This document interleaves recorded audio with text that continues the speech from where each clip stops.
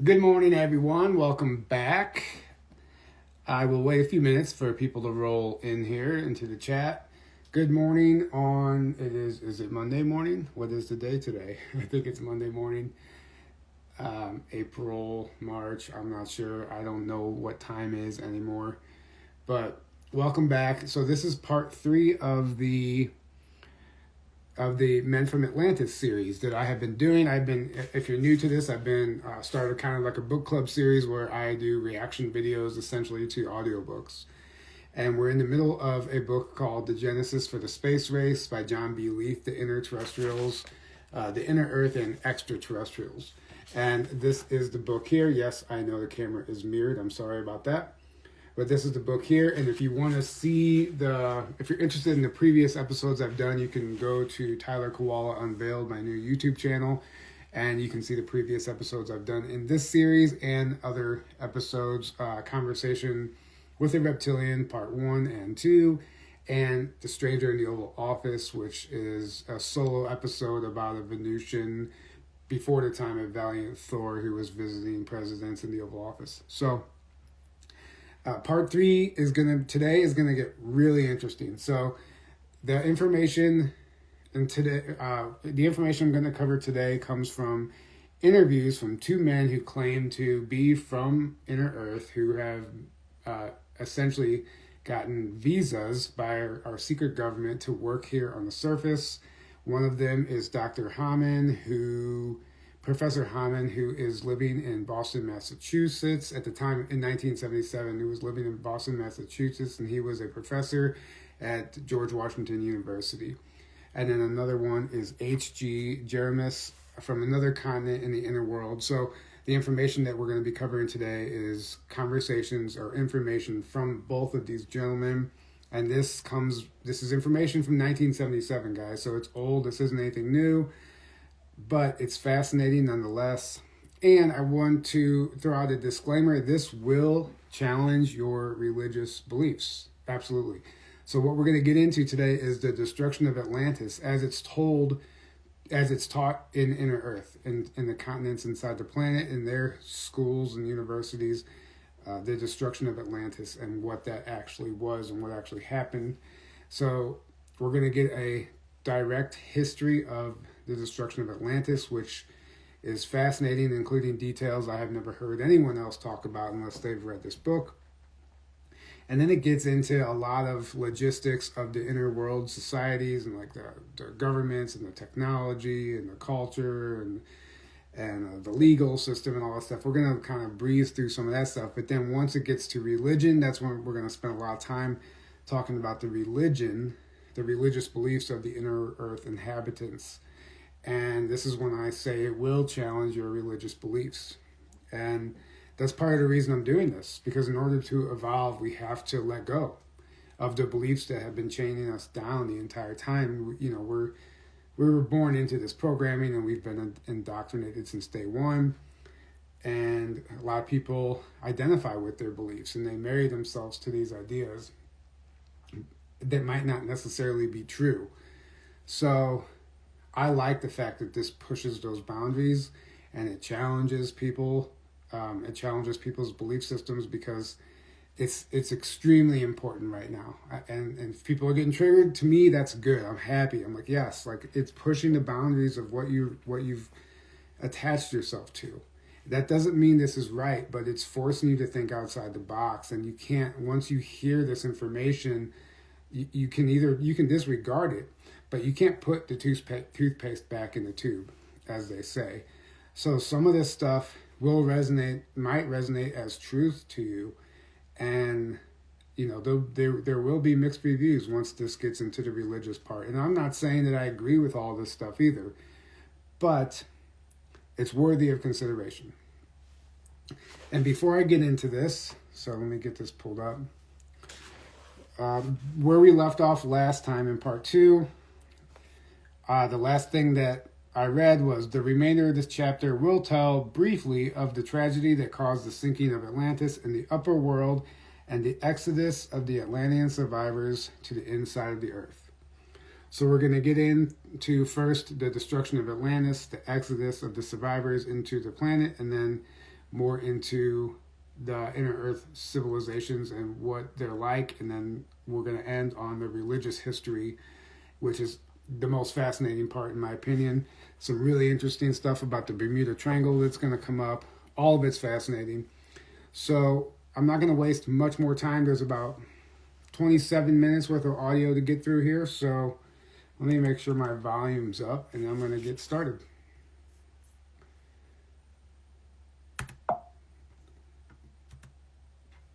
The following, therefore, is the summarized story of how Atlantis and other upper world lands disappeared beneath the ocean, as explained in the chronicles of their race, and studied in the history books used in the schools and universities of Atlantis in the interior of the earth, as told by Professor Haammaan. Okay, so just in case you weren't paying attention yet, I'll read that part. The following, therefore, is the summarized story of how Atlantis and the upper world lands disappeared beneath the ocean, as explained in the chronicles of their race and studied in the history books used in the schools and universities of Atlantis, which is a continent, a people, civilization within the planet, in the interior of the earth, as told by Professor Haammaan.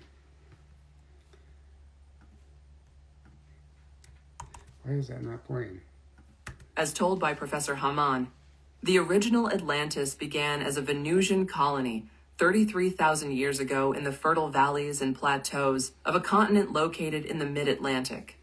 So already, and I won't pause as much, but already that's fascinating. The original Atlantis began as a Venusian colony 33,000 years ago. It's interesting, the origins of the Venusians and Venus. It keeps coming up over and over and over again. In my opinion, I think that's maybe when we do get first contact, open contact, some of the first extraterrestrials we're going to learn about are the Venusians, in my opinion. They look exactly human. You wouldn't know the difference if you saw one walking down the street. I mean, they were literally working alongside of us in universities here on the surface and nobody knew. So when we do get disclosure, I think we're going to get, it might not be as exciting as like a gray alien or something maybe, but once we get real disclosure, we're going to be looking at the humans, other ETs that look exactly human. 33,000 years ago in the fertile valleys and plateaus of a continent located in the mid-Atlantic. Venus itself was originally a space colony of Earth from which the inhabitants had fled at an unknown time because of an earthly cataclysm of planetary nature.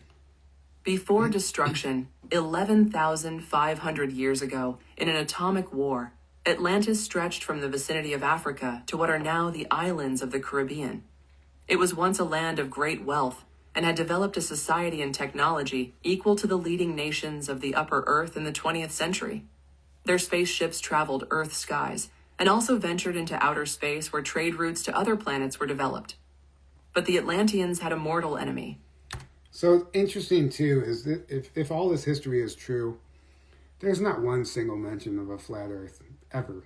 In fact, it's completely debunks all of that without debunking it. They don't have to tell you the Earth isn't flat. They just have to tell you the true history, and you'll understand why the flat Earth psyop is exactly what it is, a psyop put in place to keep you from ever looking into this type of history. So we're dealing with a round planet with, spacefaring civilizations and colonies on other planets. It was once a land of great wealth and had developed a society and technology equal to the leading nations of the upper earth in the 20th century. Their spaceships traveled Earth skies and also ventured into outer space where trade routes to other planets were developed. But the Atlanteans had a mortal enemy. This was a people named the Athenians living in great cities located in the Mediterranean Valley, and principally the Aegean area. A 300-year-old trade rivalry gradually became insufferable as each nation prepared for war to destroy the other. The indirect cause of war is listed as trade or economic reasons, and not the need for land acquisition. The prize was trade dominance among interstellar planets in the Milky Way, beyond our own solar system, on which colonies of Atlanteans and Athenians had been established. Several small local wars had already been fought on Earth and abroad, leaving behind passions of hate that festered and grew. The date of approximately 11,500 years ago is given when the Athenian king ordered a surprise attack on major cities of Atlantis. It began as a controlled land war, and Athenian armies landed on Atlantis and gained strong footholds using devastating ray weaponry against Atlantean armies and objectives. On the 21st day of the war, the Atlanteans retaliated and broke through Athenian air defenses, dropping atomic bombs on the capital city of the Athenians. The city was totally destroyed, whereupon the Athenian military ordered a retaliatory atomic attack on the capital of Atlantis. All-out atomic war by these two enemies took place. For the next 9 days, a total, unrestrained atomic war prevailed. The legends of Greece, Scandinavia, and India, as well as Bible references, tell of this war in varying stories. Millions of Atlanteans and Athenians perished in the Holocaust, and their great industrial and cultured worlds were to be lost forever. So this is fascinating. They're talking about an atomic war that happened that caused the destruction of Atlantis and other ancient civilizations. And if you really just look at the landscape objectively, especially out here in the Southwest and other regions of the planet, it looks like the result, the byproduct of an atomic war. A lot of the rocks look melted. Some of them look like ancient structures, but we're told that they're just natural formations. This is, in my opinion, what we're looking at is evidence of an ancient civilization that was destroyed by atomic weaponry and ray weapons, like they just said, if you heard. So laser beam type of weapons, like the Tesla's death ray, let's say. So let's continue. The Athenians, Greeks, never to regain their ancient glory, and their great industrial and cultured worlds were to be lost forever. The Athenians, Greeks, never to regain their ancient glory, and the Atlanteans to be wiped off the surface of the planet. Remnants of the Atlanteans made their way to Egypt and disappeared underground into caves and existing tunnels throughout Africa. Lost groups of Athenians also climbed the higher elevations of what are today in Italy, Turkey, and Caspian Sea areas to mix with other races. Atlanteans also headed for Brazil and America and became the forerunners of its Mayas and Incas and certain North American Indian tribes. That's fascinating. So it's talking about after this, the downfall of Atlantis, how they spread out all over, not just inside the planet, but all over the surface of the planet. And it's going to get into more of that. But even saying they were the forerunners for the Incas, the Mayas, and the Native Americans, which is fascinating. But during the 9-day atomic war, the elements became so disturbed that the wind and water caused greater damage to the land than the bombs. First came the heat caused by the atomic fission. Radioactive dust filled the upper heavens and blotted out the sun. The atomic heat spiraled up and fanned out on giant hurricane winds, melting immense glaciers covering what was then the North Pole, today's Switzerland. New rivers were formed such as the Rhone, Rhine, Seine, Danube, and Po, as the melted polar ice caps ran off their fresh water. Britain, which was beforehand joined to Europe, became an island as the connecting land bridge was washed away, while the lowlands of the Baltic and North Seas disappeared under rising waters. The melted ice covered great sections of Europe, eventually filling the Caspian and Black Sea basins. As the tidal waves and winds mounted in the Atlantic, they flooded over the continent of Atlantis, and it too sank beneath the waters. So they're talking about, it wasn't necessarily the bombs themselves that destroyed everything, but it literally changed the landscape of the planet. And ice was melting, new rivers were being formed, areas were being flooded, the winds were so strong, there was tidal waves. So the result, the byproduct of the warfare is what is essentially wiped everyone out. Not the bombs themselves, but the radiation did come into effect. For the Athenians, the end was much the same. As the new rivers poured fresh water into the Mediterranean valley, giant tidal waves of salt water, produced by a wobble in Earth's rotation, breached the high land precipice at the Pillar of Hercules between what is now Spain and Morocco. Accompanied by the bursting of the natural land bridge dam at the western end of the Mediterranean valley, torrential rains fell on the remaining inhabitants during the ensuing days.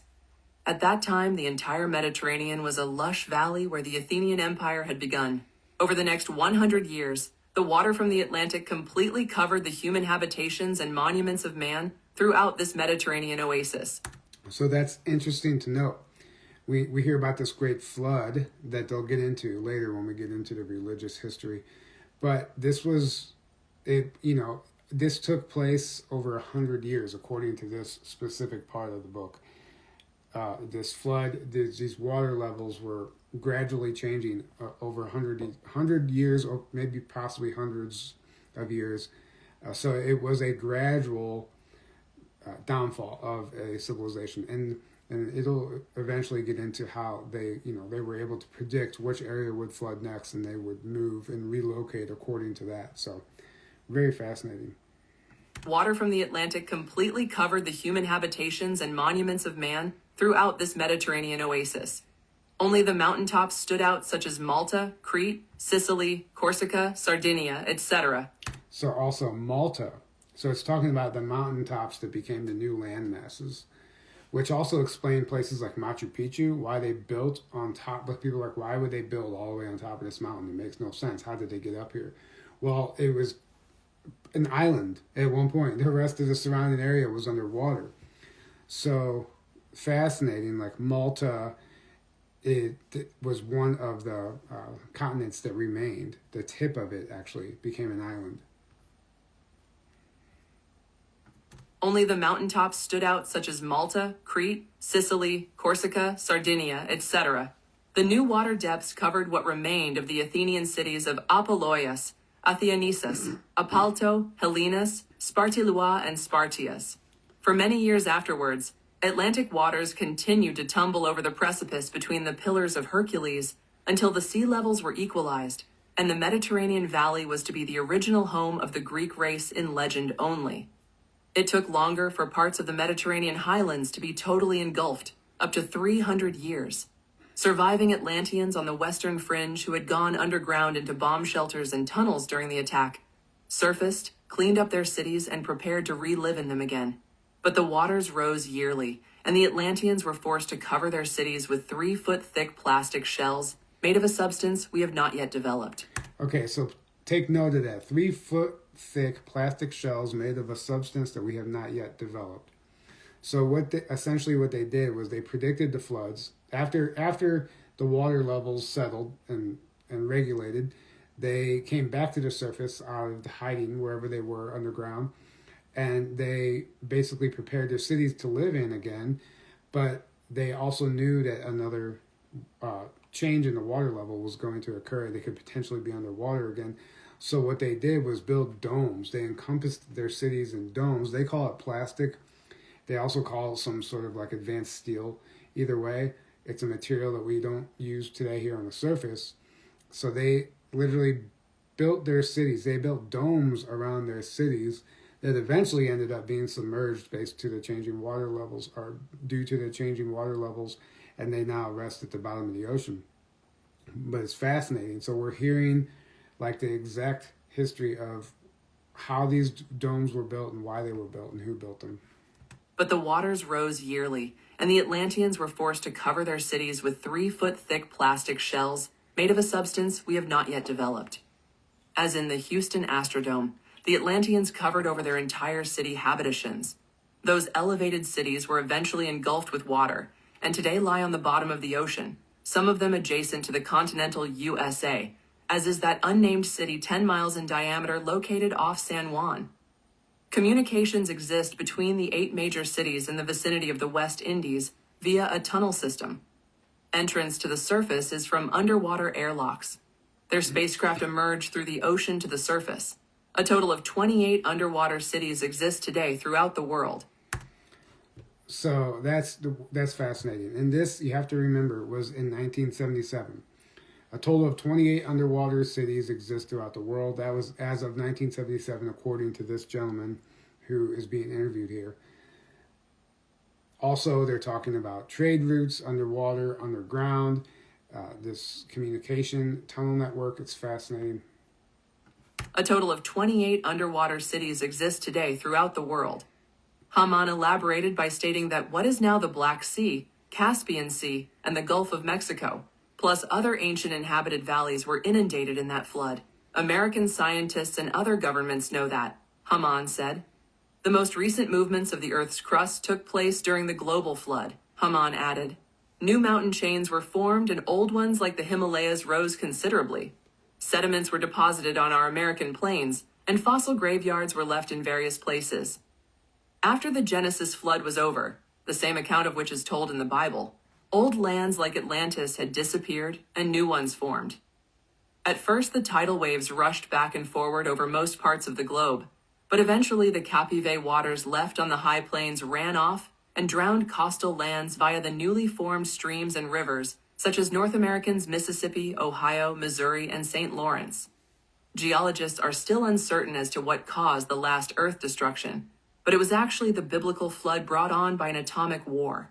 In his parting remarks, Haammaan said, "But I have come up from below and exposed myself to you and your government, particularly to warn you people of the upper world of the immediate danger of a new nuclear war which you all face. A clue is in your Old Testament prophecy.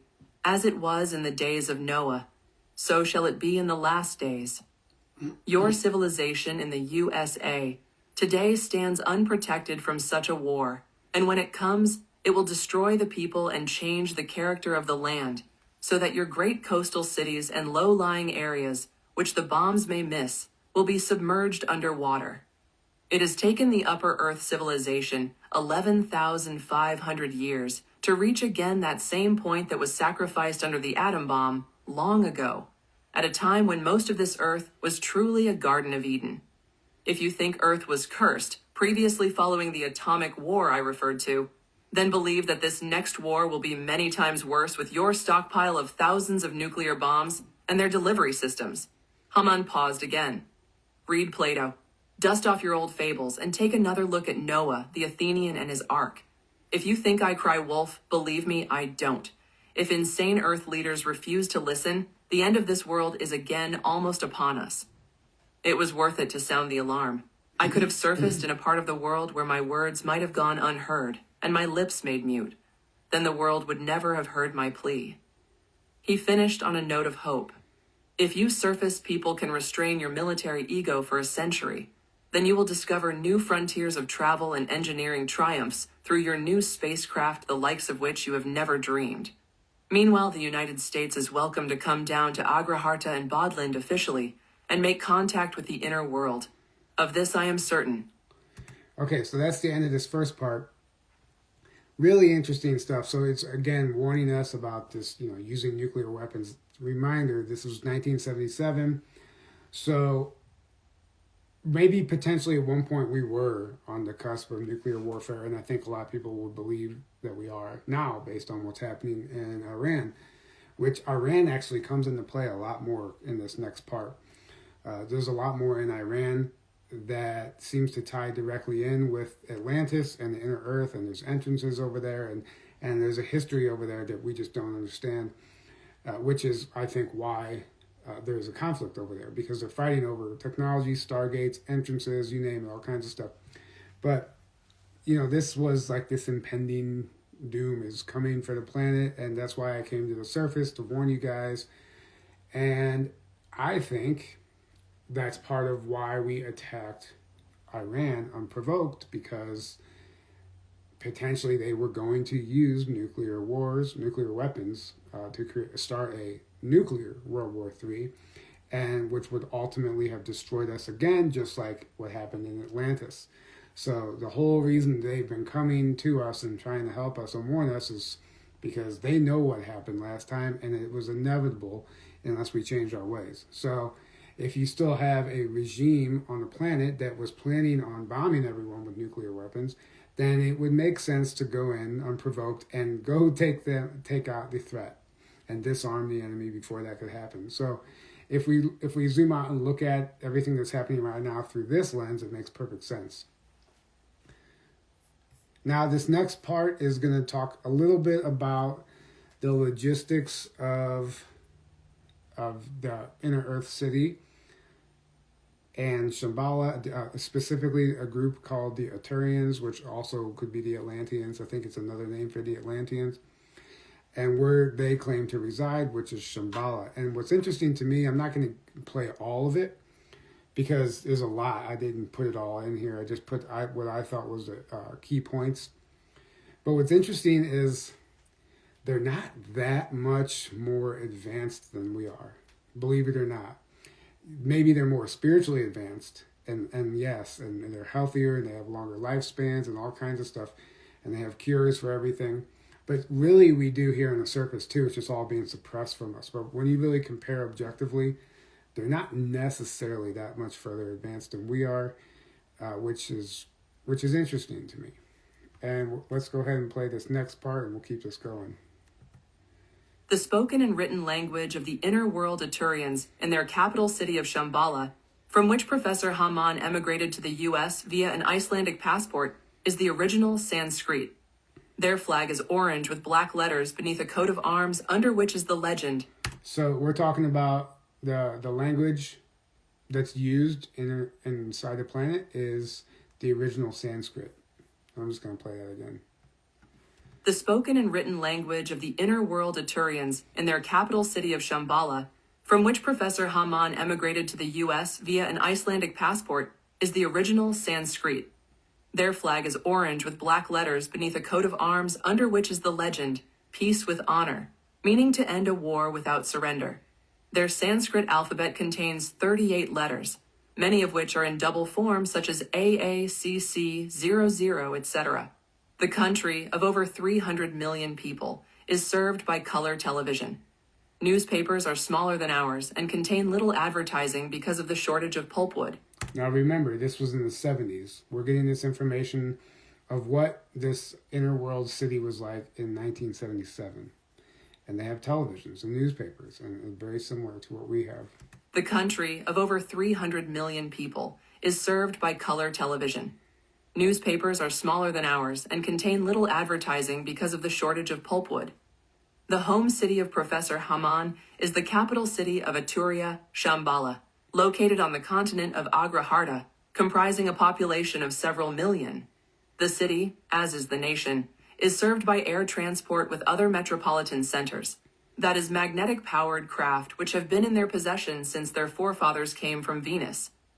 Connecting ground transportation is via railroads that ride on cushions of air instead of rails. The Japanese are currently experimenting with this method. Most ground traffic is by means of four-wheel cars and buses, both of which principally use electric energy as their motivational source. Electric outlets are located at roadside intervals of 25 miles, from which a 3-minute charge of renewed power is drawn at no cost.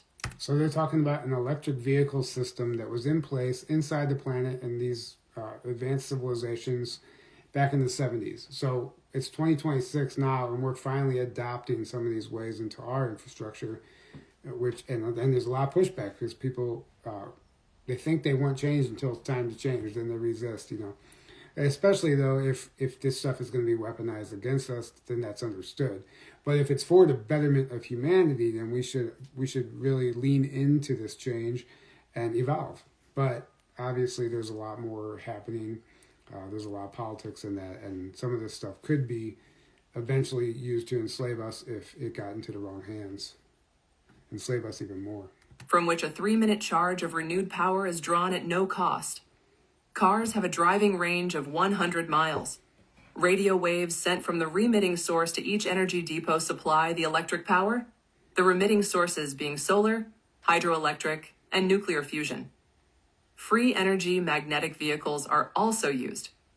Professor Haammaan was asked to describe briefly their immigration system, followed by their monetary policy. Regarding immigration, he explained visas between countries in the inner world were not needed, and international travel was unrestricted. Each nation was very isolationist in its outlook and did not depend on a United Nations body of politics as practiced above the surface. When a foreign traveler visits another nation, the person simply signs a card upon entry saying they agree to abide by the laws of the land being visited. How nice would that be? You go visit another country, you don't need a passport, you don't need anything, you just sign a paper, say, yeah, I'll abide by your laws. Okay, all right, thank you. Come hang out, enjoy yourself. The person simply signs a card upon entry saying they agree to abide by the laws of the land being visited. As all coin and paper currency are redeemable by gold, according to international monetary standards, travelers therefore may exchange their own money for currency of the host country. Okay, so the book at that point gets into, like I said, the logistics of everything, their government, of the criminal and legal system, how they deal with crime, military, defense, what all that looks like, and, the education system. It goes into all that stuff. And it's absolutely fascinating, but it's a lot of very, very intricate detail, and it's very long, in fact. So I really found, we're going to get into next him explaining the religious beliefs of these people, and it really ends up turning into a history of religion. And I find this part coming up to be the most fascinating. So I will just keep this playing, and we're going to get into some really good stuff here. Question: Are there any primitive societies down below? Answer: yes. In addition to certain Eskimos, there are a number of tribes in out-of-the-way areas who go practically naked, like certain of your New Guinea and Borneo primitives. Question: What would you call your form of government? Answer: Ours is a private enterprise system, as is Bodland and Vikingland.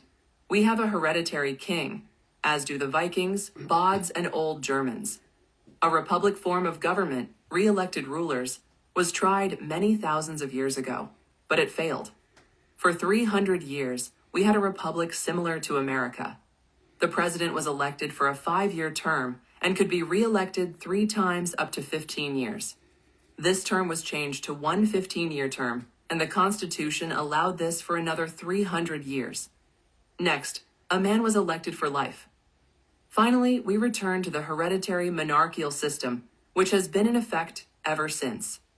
Contrary to the Aturian hereditary monarchical system, the present Bodland monarch, King Hakus III, was appointed for life in 1928. Recently, he gave notice he wanted to relinquish his duties, and the Bodland Parliament is now seeking a new king. Under the existing monarchy in Aturas, a head of state similar to a prime minister is in charge and is elected by Parliament on recommendation of the king. He presides over the upper and lower houses of Parliament. He doesn't necessarily sit in the legislative assembly, but all bills must be approved by the prime minister and king. Term of office is 15 years. Both lower and upper houses are for 5-year terms by the citizens. A few have been elected for life. Question: Okay, so what's really interesting is they tried the old way of government. They tried what we're doing here on the surface for 300 years, they said. Electing re-elected leaders for 5-year terms, up to 3 terms for 15 years. And so different countries still did it, and other countries evolved past that into more of a hereditary, hierarchical, ruling for life, right? You run that planet, or not the planet, well, potentially a planet, but you run that country for life. And they talk about kings, and these kings being the rulers. So it's interesting to me that they tried to get away from that ancient system and try something new, like what we're trying here on the surface, and it didn't work. It's not working. So they had to go back to the original ways, and that seems to work best. So maybe that's what we're seeing here on the surface. Are we, these no kings protest? Absolutely are the cabal trying to stop us from moving back into something like this, where it's been tested. The freaking test was the inner earth civilizations. It's been tested, it's been tried, and it doesn't work. We know that. The shadow government knows that. So they're moving into having a planet, the ruler of a planet, like one person, which could potentially be Trump.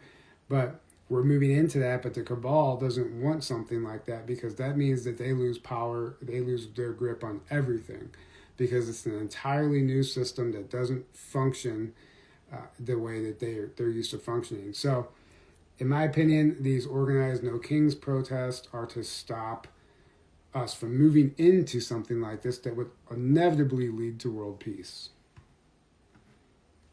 Question: Is not the Aturian state below somewhat of a disciplinary force in all walks of life, including religion? Answer: No, it is not. The state allows freedom of conscience in matters of religious conviction, where everyone may hold their own consensus of religious philosophy. But we do have a universal church. The author was unable to explore Aturian religious beliefs in any detail, partly because of the subject's reluctance to elaborate on their forms of worship, except to have Haammaan admit they worship a supreme god, and that they regarded Osiris, who visited ancient Atlantis above, as their Christ-like advocate with the supreme deity. Haammaan also said that Adarans were divided as to the belief in an afterlife, although this admission was not pursued by the authors. So he didn't really want to explain the religious beliefs at first. This is Professor Haammaan. Didn't want to explain the religious beliefs because they didn't want to offend the people on the surface, us, because we have a completely different belief system. So he doesn't comment on it further, and now they're actually interviewing. What we're getting now is the transcribed interview from H.G. Jeremus, a different man who was working on the surface, who agreed to share more about the religious beliefs and the history. Interested in the overall religious complexion of the inner world societies, the author therefore, at a later date, sought further explanations from visiting Bodleian lecturer Dr. Jeremus. He was persuaded to discuss the Bod's religious beliefs and agreed to do so, but forewarned of his reluctance because he did not wish to offend his upper world hosts by arguing either religion or politics. With the foregoing preface to Religion in Bodland, the urbane doctor of philosophy described Bod religious background with some caution. This paraphrased as follows: the accepted book of divine inspiration used below by the Bods is the upper world Bible expanded with 3 Old Testament and 2 New Testament chapters. So they're already using a version of our Bible, but an expanded version of our Bible. And I'll play that again just so you can be on the same page here. The accepted book of divine inspiration used below by the Bods is the upper world Bible expanded with 3 Old Testament and 2 New Testament chapters. The Bods claim that the existing Old Testament as used below was compiled by scholars who were not exclusively Hebrew, but included Greek and Bodlanders, Ezekiel being a Bodlander, Dr. Jeremus claims. The entire original Bible is kept below in their National Museum for all to see and compare, whereas the missing Bible books of the upper world are hidden in 3 places, these being Rome, Cairo, and Tibet. So the original Bible in its entirety is hidden in Rome, Cairo, and Tibet, 3 different places. This is very interesting stuff to me, guys. This is where we're going to start challenging current belief systems with this information. Again, you don't have to agree with all this, but keep an open mind and really pay attention here, because I think this is very interesting. The entire original Bible is kept below in their National Museum for all to see and compare, whereas the missing Bible books of the upper world are hidden in 3 places, these being Rome, Cairo, and Tibet. An important book in the Bod New Testament is the Book of Bod, written and compiled by the king of Bod, living at the time of Christ. The king was also one of the 4, not 3, wise men, all of whom were kings, one having begun his journey from a civilization in the Gobi Desert. So 4 wise men, not 3. One of them was the king of Bod, which is Bod is one of the continents inside the planet, and he existed at the time of Christ. An important book in the Bod New Testament is the Book of Bod, written and compiled by the king of Bod, living at the time of Christ. The king was also one of the 4, not 3, wise men, all of whom were kings, one having begun his journey from a civilization in the Gobi Desert. The second Bod book deals primarily with healing, as explained by Christ to the early Christian disciples. Some original manuscripts on exhibit in the National Bod Museum were written by the apostle scribe St. John and signed by Jesus Christ. The Book of Bod elaborates more than the known Gospels on Christ's birth, as well as the origin and activities of the wise men and the celestial nature of the star, as the direction and focus of its rays were altered from time to time, following its appearance almost a year before Christ was born in Bethlehem. The star was also seen by those in the inner world, and the inhabitants regarded the new light as a long-anticipated astrological sign by which the Bod king should begin his journey to pay homage to the Son of God. So they're talking about the star of Bethlehem now, which was even visible within the planet, which is really interesting. The king came through a tunnel, emerging in a Bod temple in Abadan, on which there has been built a Muslim mosque. And after the visit of the Magi to the Christ child, the king returned below via spacecraft. The book also details the crucifixion and tells particularly how the wrath of... So I'm going to rewind that just a little bit. Play that one more time. This is important. And the inhabitants regarded the new light as a long-anticipated astrological sign by which the Bod king should begin his journey to pay homage to the Son of God. The king came through a tunnel, emerging in a Bod temple in Abadan, on which there has been built a Muslim mosque. And after the visit of the Magi to the Christ child, the king returned below via spacecraft. Via spacecraft.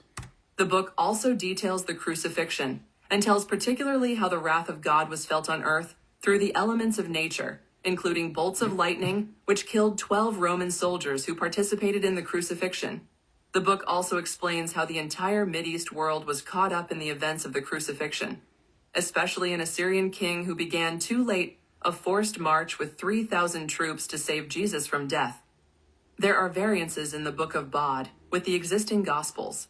For instance, the Bod version credits the Bod king with warning Mary and Joseph to flee with the infant Jesus to Egypt after his birth in order to escape Herod's hate and vengeance. Then, after Jesus' first encounter with the teachers and priests in the temple at age 12, the Bod narrative says he was taken by spaceship to the inner earth, where he was tutored in the palace of the Bod king till his mid-20s, when he asked to be taken by spaceship to inner earth. Jesus. I think, let me rewind that, but I might have heard that wrong. The Bod version credits the Bod king with warning Mary and Joseph to flee with the infant Jesus to Egypt after his birth in order to escape Herod's hate and vengeance. Then, after Jesus' first encounter with the teachers and priests in the temple at age 12, the Bod narrative says he was taken by spaceship to the inner earth, where he was tutored in the palace of the Bod king till his mid-20s. So this is saying Jesus was taken by spaceship to inner earth at age 12 to tutor in a palace. Where he was tutored in the palace of the Bod king till his mid-20s, when he asked to be returned to the upper world, where he completed his studies in India and Tibet, before beginning his ministry of healing and preaching of salvation. Thus, the wisdom and learning of the inner world are represented as figuring largely in Christ's earthly pilgrimage, but that preparation does not discount his divinity, nor the main purpose of drawing separated mankind back to God. That preparation does not discount his divinity. So it's interesting they emphasize that. But that preparation does not discount his divinity, nor the main purpose of drawing separated mankind back to God, says Dr. Jermis, who does not pretend to be a biblical scholar. The second expunged book, which has been denied upper world biblical readers, but is an integral part of the inner world Bible, is the Book of Healing, which was the cornerstone of Christ's earthly ministry. The visiting Bod doctor of literature expounded his opinion that the greatest hindrance to the growth of Christianity in the upper world was due to the culpability of the early church fathers in their removal of the practical and sacred book on healing. Very interesting. So they removed the practical and sacred book on healing, the early church fathers, which eventually inhibited the growth of Christianity properly. The visiting Bod doctor of literature expounded his opinion that the greatest hindrance to the growth of Christianity in the upper world was due to the culpability of the early church fathers in their removal of the practical and sacred book on healing, which was a legacy of God's mercy, not intended exclusively for a priestly caste. St. Luke the physician was a Bodlander, claims Dr. Jermis. The learned doctor from the inner world concluded by saying that their prophets anticipated the arrival of Christ thousands of years before his coming. They also foretold the end times of this present age, which is supposed to include a final holocaust of mankind, after which the perfect world order of universal peace and happiness will be reborn. So one could say that that's the time we're in right now, and potentially this golden age is on the horizon. But it said their prophets knew of the coming of Christ thousands of years before he came. And we hear a lot about the second coming, and there seems to be a lot of misinformation surrounding that, what that actually means. Is it an actual physical being coming back? Is the second coming referring to the Christ consciousness being activated within us? There's a number of theories on that. This doesn't talk about the second coming. I'm kind of just speculating now. But either way, their prophets knew of the coming of Christ thousands of years ahead of time. So that doesn't, I would say that means that there are people on this planet that are getting messages, if they're not hijacked, about the second coming and what that potentially could look like. The Bod pre-Christian temple mentioned earlier now buried under a Muslim mosque near Abadan, Iran. Okay, so the Bod temple, let me play that again. The Bod pre-Christian temple mentioned earlier, now buried under a Muslim mosque near Abadan, Iran. So we're talking about Iran again, Abadan and the Stargate. There's allegedly a mosque or a temple that's buried there now, but there's a history in Iran that we just don't understand, and this is explaining what that is. Still has the ancient Bod prophecies engraved on its walls concerning this age. Question: what main dangers lie ahead for Earth? Answer: number 1, nuclear war. That is why we came up in 1945. Number 2, an intruding planetary influence that is growing, which could drastically change the climate in the entire northern hemispheres of the upper Earth in the next 20 years, if the planet is not diverted away. Past intrusions of this planet, Nagarth caused the formation of other continental ice sheets. Okay, so this is confusing because of the way it read it. So they're talking about the intrusion of a planet into our solar system that literally caused the Ice Age and this destruction thousands of years ago. So I'm going to rewind this part because it's important. An intruding planetary influence that is growing, which could drastically change the climate in the entire northern hemispheres of the upper Earth in the next 20 years, if the planet is not diverted away. Past intrusions of this planet, Nagarth caused the formation of other continental ice sheets, the origin of which has defied your geologists. Your Science Foundation has all the information here, and probably is greatly concerned about this coming new glacial age. But I believe Nagarth will be deflected.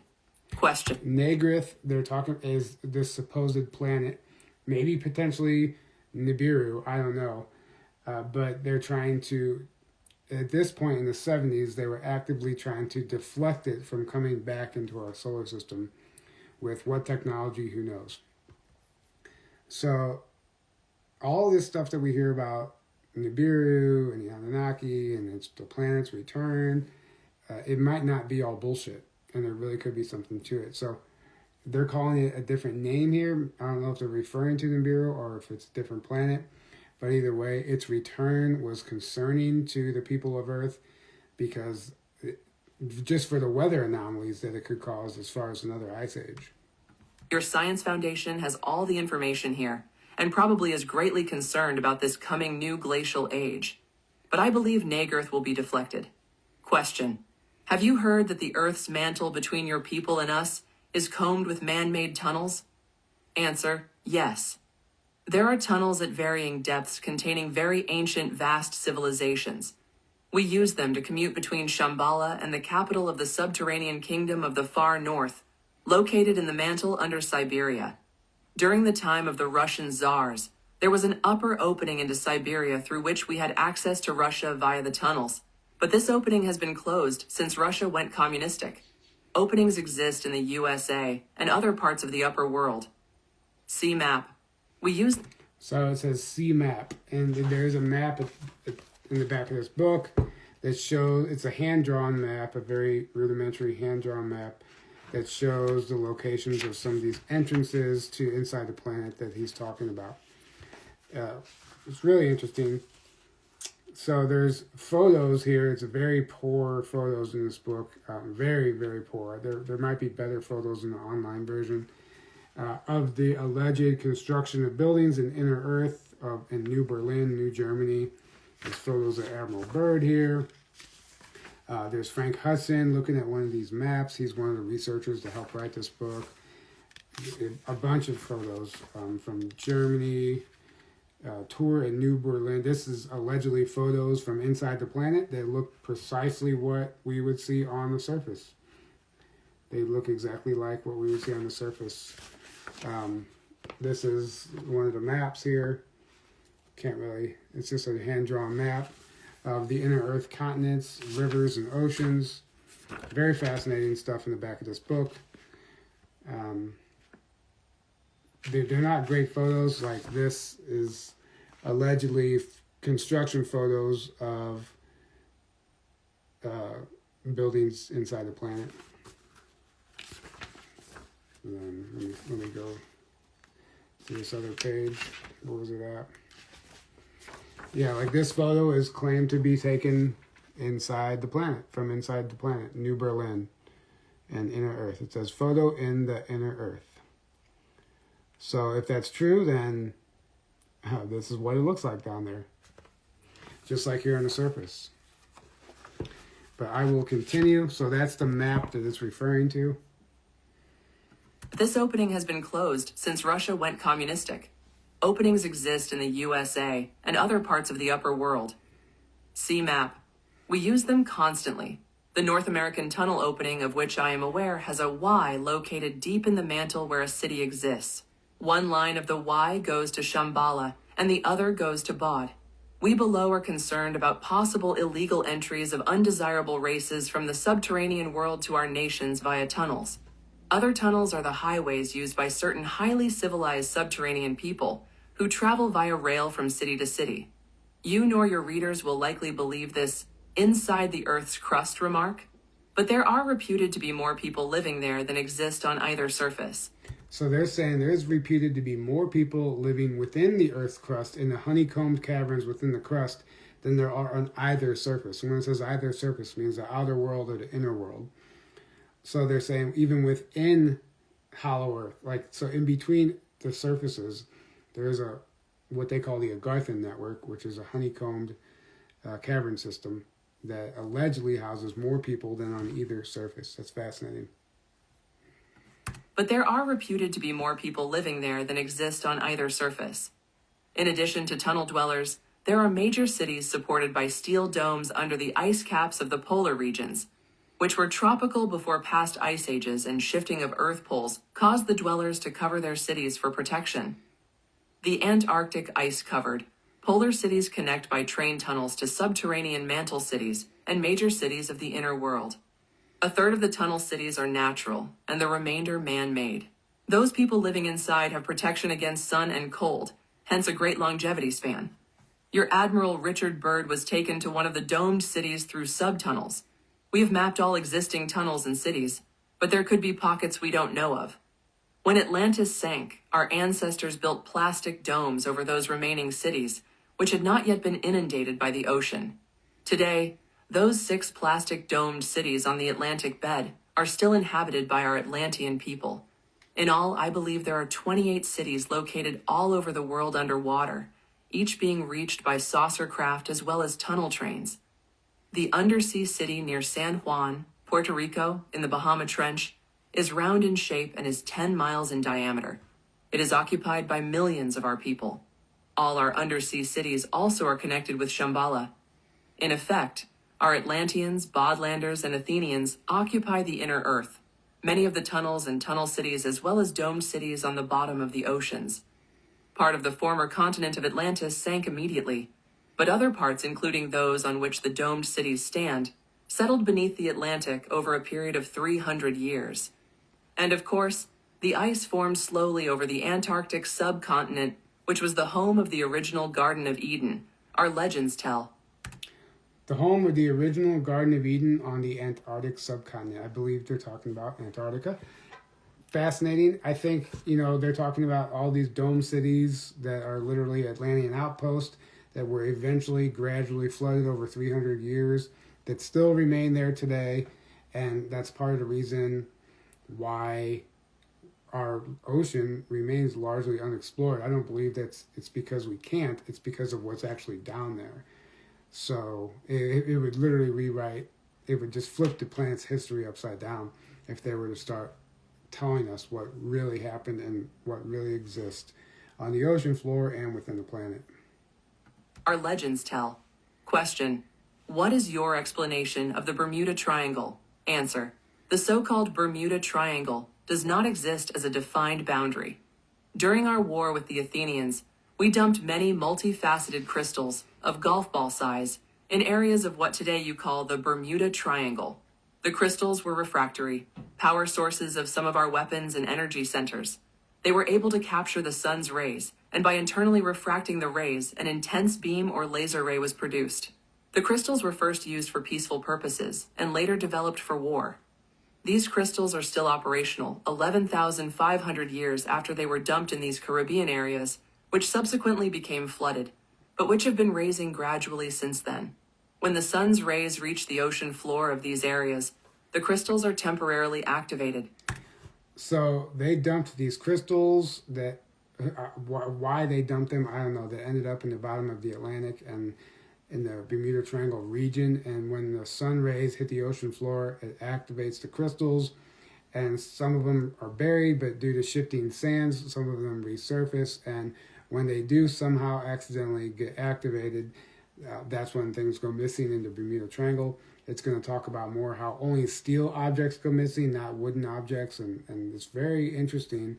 And our government even knows when there's windows where the sunlight does reach the bottom of the ocean and activate those crystals, and that area becomes active. And then, of course, they'll avoid that area during those times, which might suggest the reasoning for some of the flight paths and why they change at certain times over that region. So I'll keep this going.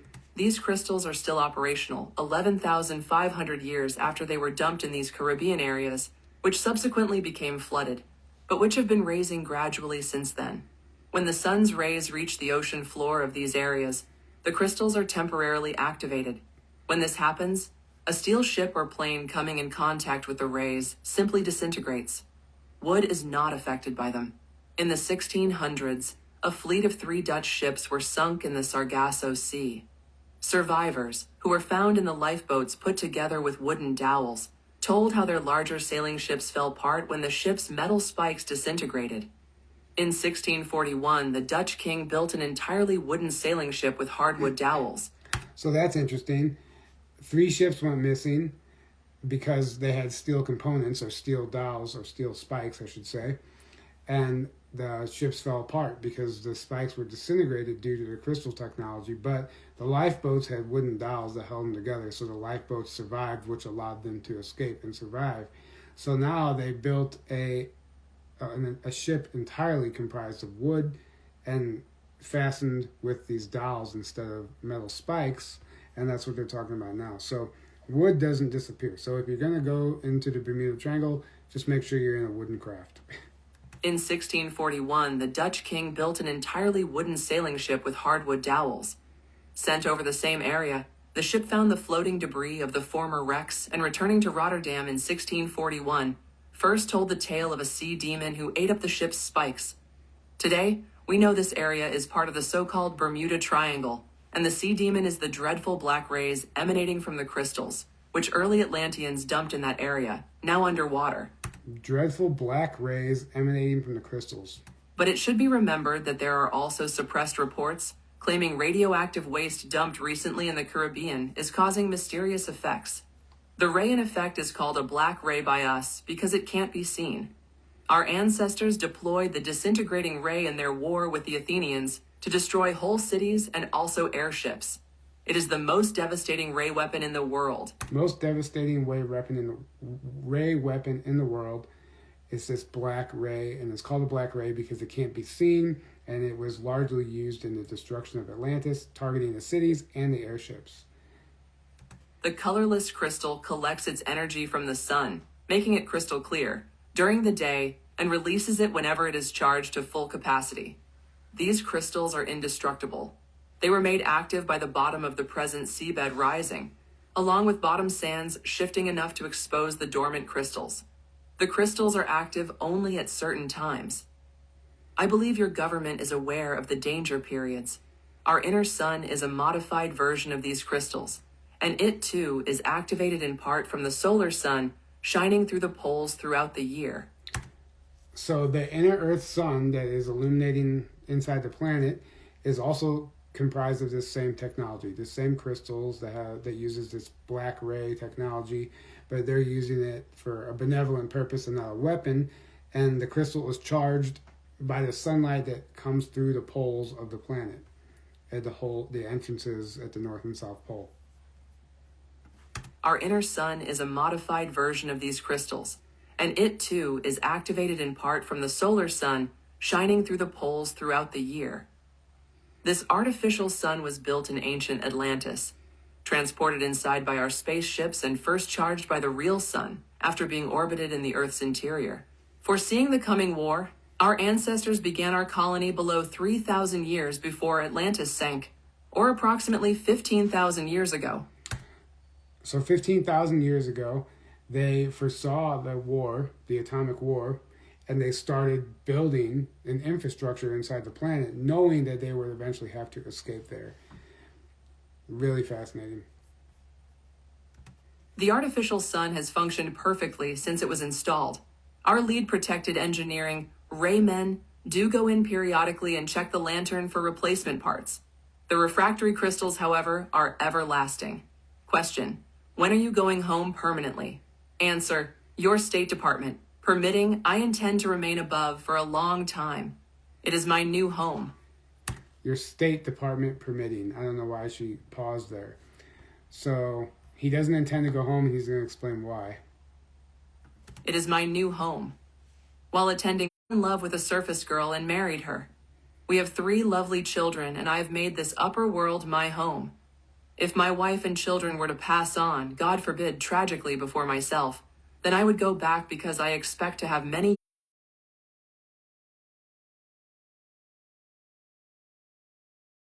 Sir. Oh, that just said paused due to poor connection. So let me rewind that part again, just in case you did not hear that.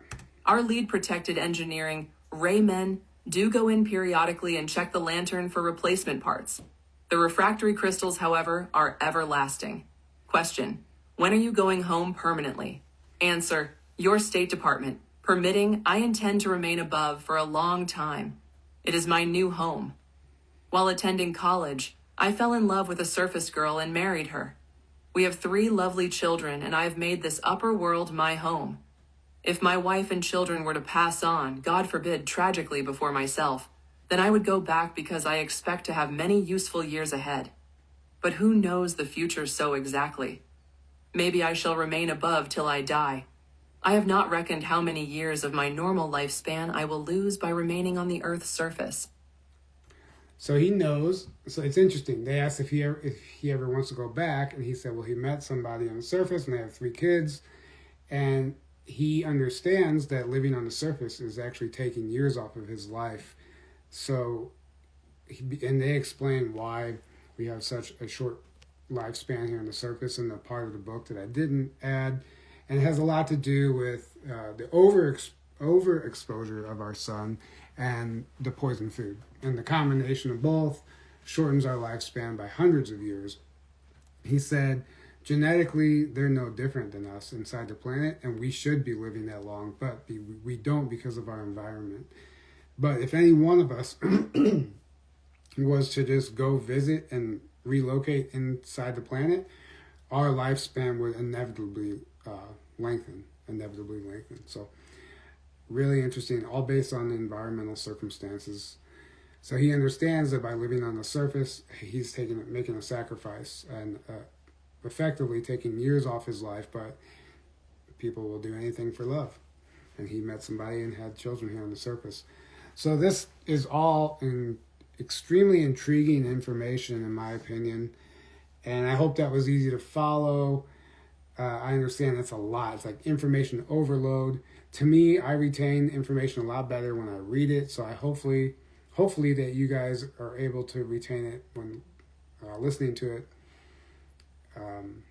But yeah, thank you guys. And if you're interested in watching the previous episodes and learning about all the other fascinating information that led up to this part, it's on my YouTube channel, Tyler Koala Unveiled. You can go over there and subscribe. I would appreciate that. And stay tuned for more episodes. Until next time, guys, have a great day.